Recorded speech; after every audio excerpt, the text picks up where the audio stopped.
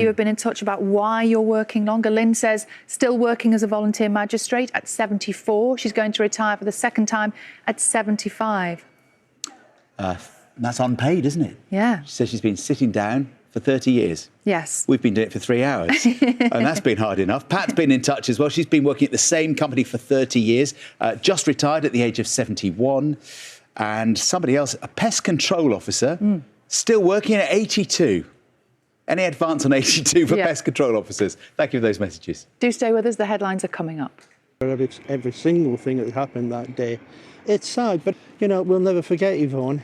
We can't forget Yvonne. In 2017, Crown prosecutors dropped a case against Saleh Ibrahim Mabrook, the only surviving senior figure from the day, because secret evidence couldn't be used in a trial. So Mr Murray sought damages instead. Mr has kept me going. I can never forget. You know, those were the last words Yvonne Fletcher heard. And I've got to follow that promise through and get her justice. Dominic Kashani, BBC News. Well, we're joined now live on the programme by John Murray, who we heard in that piece, former friend and colleague of Yvonne Fletcher. John Murray, we really appreciate your time this morning. I know you have a lot planned for the memorial service. We send you our best wishes and we appreciate you remembering Yvonne Fletcher with us this morning. Thank you. Now, at 22 minutes past 8, previously reaching retirement age was an opportunity to maybe finally put your feet up, but things are definitely changing in the workplace. Yeah, the Centre for Ageing Better has found that the number of people still working over the age of 65, sometimes a lot over the age of 65, has doubled since the year 2000. These days, 1 in 11 pensioners is still in employment. Well, our reporter Olivia Richwald has spoken to 3 older workers to find out why they keep clocking in. Would you like a coffee, sir? Meet Granny Annie, aged 89 and still dishing out the refreshments at Elland Road. It's the atmosphere and the people you meet and the staff. It's just lovely. I'd work here for nothing, but don't tell the manager. Annie does about 2 shifts a week during events and on match days. She's worked here for years, and in case you were wondering, yes, she is a Leeds fan. It's great to have a slightly older generation that's sort of learned through the civil service and the times when catering was slightly different, and they've got the willingness to work really, really hard, and they do work hard. The main thing is you get a lot of walking. You know, when you're laying up for matches and you're laying out tables, you're walking all the time. And if it's pouring rain outside, you're still getting the exercise for walking up and down. So I think that's what keeps me healthier. You've had a long career and done different jobs. What's been your favourite job? I would say this is my favourite one. This is how it's ended. I wouldn't be here if I didn't enjoy it. According to the Centre for Ageing Better, 1 in 9 people is now working past their 65th birthday. That proportion has doubled over the past 20 years. Shoulder 17 and a half. Alan Thornton is a bespoke tailor in Bradford. Length 28.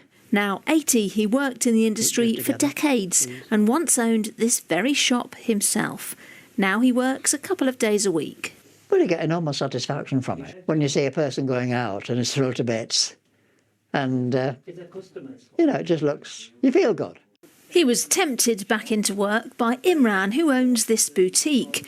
Imran has 4 staff in their 70s and 80s. I am the father and the mother here, to be honest. That's what they say. I look after them, and when you look after them, this is what you get, and I think they're just fantastic. I've noticed the ones that are over 70, they want to come and work.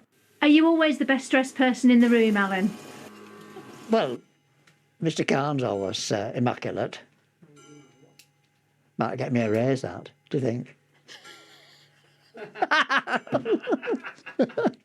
The majority of older workers choose part-time employment. Okay, it doesn't hurt, okay? Look at the clock. Peggy Weave Fallon is different. She still works full-time at St Luke's Hospital in Bradford. And she's 6.29 kilos, Mummy. Peggy is 81 years old. It's great, yep. I enjoy working here. What else to do if I retire? Staying at home. So I must well come to work. Peggy gets up at 3 in the morning, arrives at work at 6 and officially clocks on at 8 a.m. She's very funny, she's very generous, she's very kind. She makes us cups of tea in the morning, so she gets the team going in the morning. The patients, the families love her here. Some of them, she's actually looked after the parents, and now she's looking after their children as well. Peggy says she keeps on working to fund her adventurous lifestyle. I've been on the cruise, three cruise, and then the rest. For my 70th birthday, I went to Bora Bora. I've been everywhere. In fact, my bucket list is nearly full. And you must have everyone asking you what your secret is all the time. I always tell them, if I were to tell you, I've got to kill you. No, there's no secret. I think it's a cod liver oil myself. What you do, Freddie? Olivia Richwald, BBC News. Off to the shop to buy some cod liver oil. I think she's hungry, isn't she? More cod liver oil in our lives, I think. That's perhaps. what we need. I know lots of people writing in this morning saying that it's great to be able to work longer, but some people have to work till they're older simply to pay the bills at the moment. And if you're doing manual, heavy lifting jobs, you can't necessarily keep going forever doing that, can you? Ellen's been in touch. She says she runs a coffee shop. The average age of her staff is 78. Why? She says she can't get young people to turn up on time. Oh. But the older ones love coming to work. She herself is 55 and loves her staff. Brackets, a baby. because they turn up on time. Exactly, because well they're done, there. Ellen. Hopefully they have a good day at work. Now, Morning Live follows us on BBC One this morning. Let's find out what they have for us today. It's Michelle and Rav. Morning. Good morning. Yes, coming up, the youth vaping crisis, with reports of children